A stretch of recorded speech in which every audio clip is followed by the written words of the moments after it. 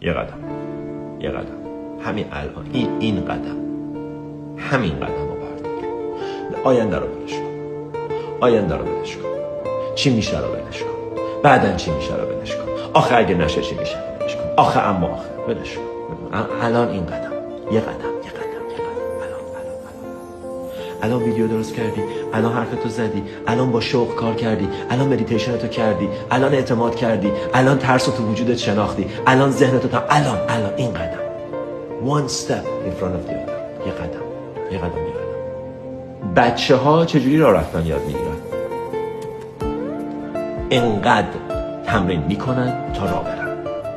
اینجوری نیست که مثلا 30 بار تمرین کنن بعد بگن ای بابا دیگه من هر 30 بار زمین خوردم دیگه نشد. نه 31 بار، 37 بار، 137 بار ادامه میدن.